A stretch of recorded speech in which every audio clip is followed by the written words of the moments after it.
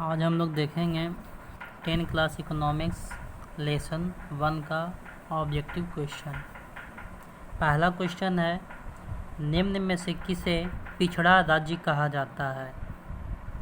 तो इसका आंसर पहले आप लोग बताइए। पंजाब, केरल, बिहार या दिल्ली? तो इनमें से पिछड़ा राज्य किसे कहा जाता है? बिहार को। पिछड़ा राज्य बिहार को कहा जाता है। अगला क्वेश्चन है, इनमें से कौन से देश में मिश्रित अर्थव्यवस्था है? यानी किस देश में मिश्रित अर्थव्यवस्था है?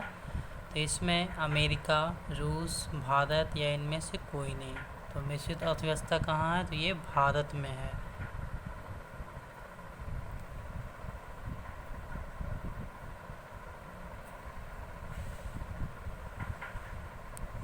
तो मिश्रित अर्थव्यवस्था कहाँ है? भारत में है।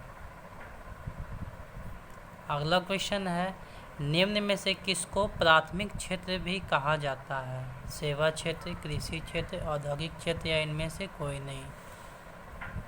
तो इनमें से प्राथमिक क्षेत्र कृषि क्षेत्र को कहा जाता है।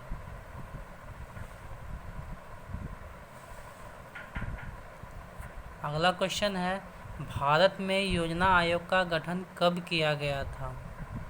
थोड़ा जल्दी जल्दी आंसर देंगे आप लोग। तो भारत में योजना आयोग का गठन कब किया गया था? 15 मार्च 1950 को, 15 सितंबर 1950 को, 15 अक्टूबर 1951 को, इनमें से कोई नहीं। इसका आंसर हो जाएगा योजना आयोग का गठन भारत में 15 मार्च 1950 को किया गया था। अगला क्वेश्चन है, जवाहर रोजगार योजना लागू हुई है। जवाहर रोजगार योजना कब लागू हुई? 1988 में, 89 में, 90 में या 1991 में? तो जवाहर रोजगार योजना 1989 में लागू हुई। अगला क्वेश्चन है, राष्ट्रीय विकास परिषद का गठन कब हुआ? 1951 में, 52 में, 54 में या 1956 में? तो राष्ट्रीय विकास परिषद का गठन कब किया गया? राष्ट्रीय विकास परिषद का गठन कब किया गया? ये 1952 में किया गया। अगला क्वेश्चन है, योजना आयोग को भंग कर कौन सा आयोग बनाया गया? तो योजना आयोग को भंग करके कौन सा आयोग बनाया गया? नीति आयोग, वित्त आयोग, राज्य वित्त आयोग या इनमें से कोई नहीं। तो योजना आयोग का स्थान पे कौन सा आयोग बना?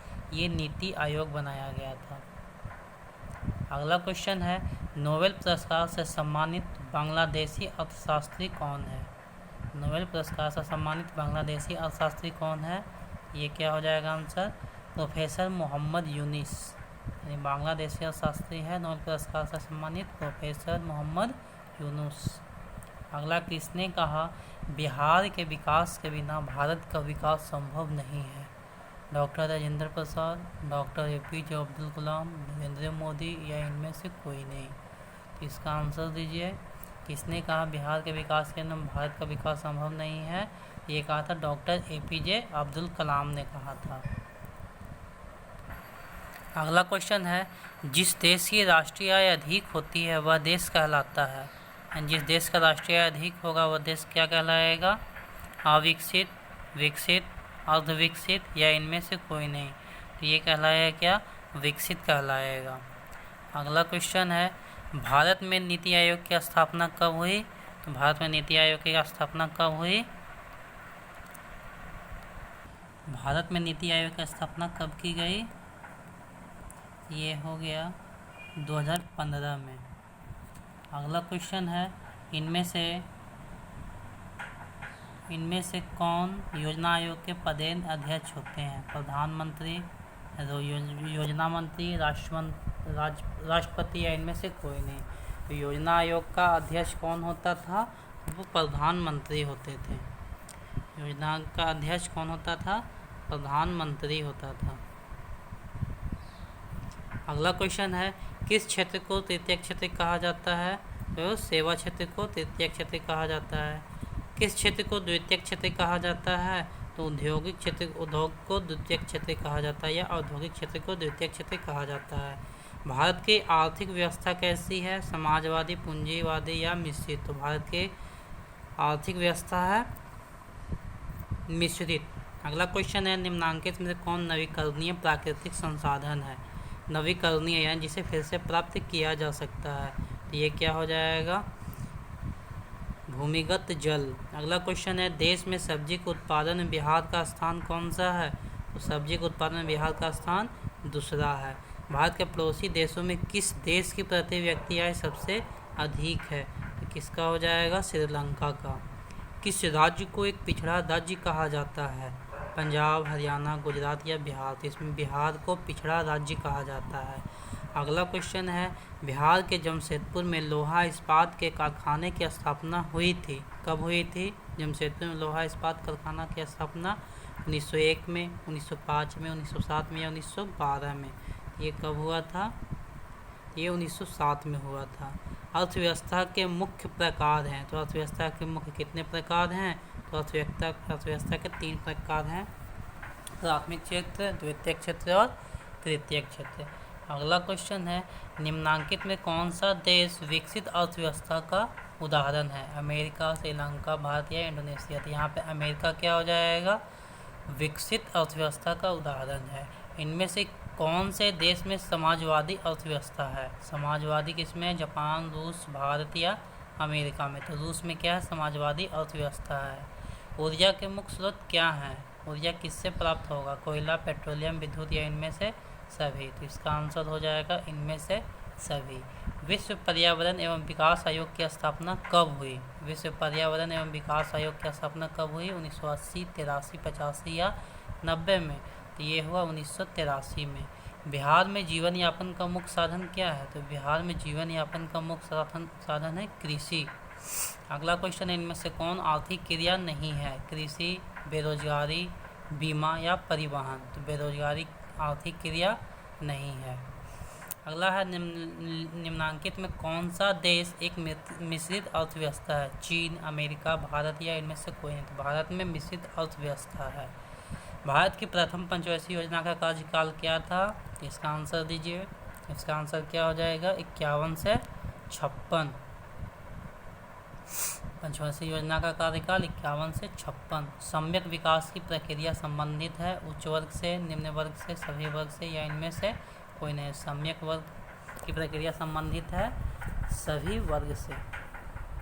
एक समाजवादी अर्थव्यवस्था में सर्वाधिक बल दिया जाता है आर्थिक स्वतंत्रता पर, अधिकतम लाभ अर्जित करने पर, उत्पादन कुशलता पर या लोक कल्याण पर? इसमें अधिकतम लाभ अर्जित करने पर।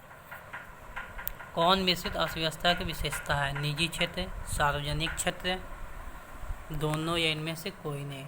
तो मिश्रित अर्थव्यवस्था की विशेषता क्या है? तो इनमें से दोनों हो जाएगा। आर्थिक समृद्धि का संबंध किससे है? अल्पकाल से, दीर्घकाल से, इनमें से दोनों या इनमें से कोई नहीं? तो इसका आंसर हो जाएगा इनमें से दोनों। बिहार एक राज्य है उद्योग प्रधान, पशुपालन, खनिज प्रधान या कृषि प्रधान? तो बिहार कृषि प्रधान राज्य है। गरीबी कैंसर रोग की तरह है, किसने कहा था? अर्थशास्त्री कुजनेट ने, अर्थशास्त्री मैडिसन ने, लेविस ने, इनमें से कोई नहीं? तो गरीबी कैंसर रोग की तरह है, ये किसने कहा था? तो ये अर्थशास्त्री कुजनेट ने कहा था। आर्थिक विकास की माप के लिए सबसे उपयुक्त सूचकांक क्या है? राजकीय आय, प्रति व्यक्ति आय, राजनैतिक आय, राजनैतिक स्थायित्व, इनमें से कोई नहीं? तो आर्थिक विकास की माप के लिए सबसे उपयुक्त सूचकांक क्या है? ये प्रति व्यक्ति आय हो जाएगा। बिहार में किस प्रकार की फसलों का उत्पादन होता है? खाद्य फसलें, व्यावसायिक फसलें, दोनों या इनमें से कोई नहीं? तो बिहार में दोनों प्रकार की फसलें का उत्पादन किया जाता है। 11वीं पंचवर्षीय योजना की अवधि क्या थी? तो 11वीं पंचवर्षीय योजना की अवधि क्या थी? 2007 से 12, और 12वीं क्या था? 12 से 17, जिसे भंग कर दिया गया और नीति आयोग का गठन किया गया। अगला क्वेश्चन है, डेबिट कार्ड संबंधित है एटीएम प्रणाली से, कोर बैंकिंग प्रणाली से, बैंकिंग प्रणाली से या इनमें से कोई नहीं? तो डेबिट कार्ड किससे संबंधित है? ये बैंकिंग प्रणाली से संबंधित है। योजना आयोग का अध्यक्ष कौन होता है? तो यह बताया गया था, योजना आयोग का अध्यक्ष प्रधानमंत्री होता है। स्वतंत्रता प्राप्ति के बाद भारत का मुख्य आर्थिक उद्देश्य है तीव्र आर्थिक विकास, उत्पादक रोजगार सृजन, निर्धनता निवारक या उपयुक्त सभी। तो स्वतंत्रता प्राप्ति के बाद उपयुक्त सभी क्या था? भारत का मुख्य आर्थिक उद्देश्य है। पशुपालन एवं मत्स्य पालन किस क्षेत्र का अंग है? पशुपालन एवं मत्स्य पालन, तो ये किस क्षेत्र का अंग है? ये हो जाएगा प्राथमिक क्षेत्र का अंग है। अगला क्वेश्चन है, निम्नांकित में से कौन सामाजिक संरचना का अंग है? सामाजिक संरचना, शिक्षा एवं प्रशिक्षण, स्वास्थ्य सेवाएं, आवास या उपयुक्त सभी। तो सामाजिक संरचना में सभी आ जाता है, तो इनमें से सभी आंसर हो जाएगा। जिस देश की राष्ट्रीय आय अधिक हो वह देश क्या कहलाता है? तो वह देश क्या कहलाएगा? अविकसित, विकसित, अर्धविकसित या विकासशील। तो वह देश क्या कहलाएगा? विकसित कहलाएगा। जीवन की भौतिक गुणवत्ता का सूचक है जीवन प्रत्याशा, शिशु मृत्यु दर, मौलिक साक्षरता या ये सभी। तो जीवन की गुणवत्ता का सूचक इनमें से सभी हो जाएगा। भौतिक गुणवत्ता का सूचक जीवन प्रत्याशा, शिशु मृत्यु दर, मौलिक साक्षरता, इनमें से सभी।